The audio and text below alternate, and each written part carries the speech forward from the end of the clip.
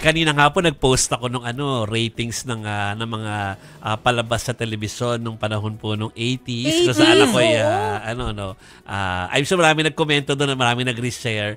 Oo, ganoon ang mga ratings doon, talagang mga 40s, 40%. Double digit talaga. Double digit talaga po. You know why? Kasi nga wala namang ibang ayan. Walang Netflix. From lumang magazine ito, top 20 TV shows. So 1981 po yan. John and Marcia, number 1. Naalala ko yan. Yung babantay sa akin. Tingnan mo yung pinakamababa. Hindi ko nababasa. Tingnan mo yung pinakamababa. Ito, bababa.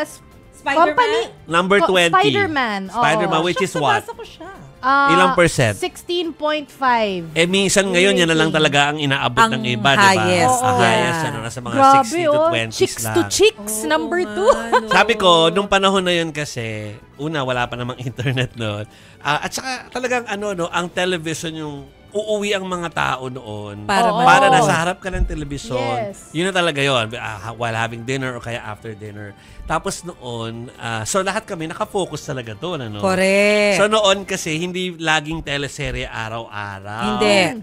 Noon, merong comedy block, merong variety show block, meron pong news block, of course. Tapos, meron ding merong mga may serye, pero isang block lang siya. Hindi siya yung tatlong drama na sunod-sunod. Hindi ganon. At saka dati kasi parang yung mga late night show nila, iba-iba. Iba-iba.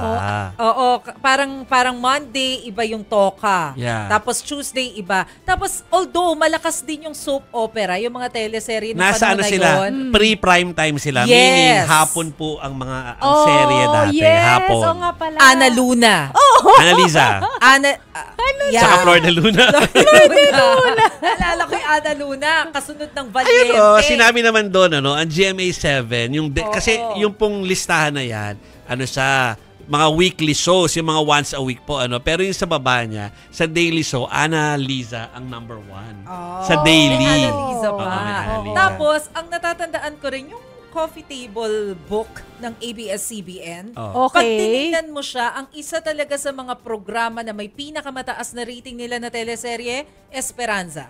I think nasa 50 plus something yung kanilang rating. Ito nga masasabi ko Judy dyan. Ann Santos. Nako, ang masasabi ko lang dyan. Noong panahon na yon, ang mga number 1 po na stasyon ay nasa Broadcast City ni Maricel Oh my God! 9 and 13. Sila talaga. 9 and 13 talaga dati. My gosh, nanonood pa ako sa RPN 9 dati ng Body and Soul. Diba yung kay Eric Kison and Redford White. May he rest in power. Those were the days po. Thank you at pinaalala sa atin ng lumang magazine, yung mga ganap po ng mga 80s. Kakaiba po ang senaryo ng television dati. Oy, naalala ko si Knight Rider tsaka Three's Company. Knight Rider yung ayun pala, may block din ng foreign. Yun. May foreign block. Tama, sa IBC 13 ko pinapanood yung Bioman tsaka Shider. Oo, 5 o'clock ng hapon every Saturday. Naalala ko tuloy yung mga video hits ba yun? Video music something. Wala pang MTV eh. Wala pang MTV. Parang 30 muna. 30 minutes of music videos. Alam niyo, social kasi si Chiki, kaya ganun pinapanood. Ako nga kasi talaga, Bioman Shider. After nun, That's Entertainment sa Channel 7. At saka anong edition gusto mo? Aling araw? Taluskos, Busbos, saka Champoy. O, bakit?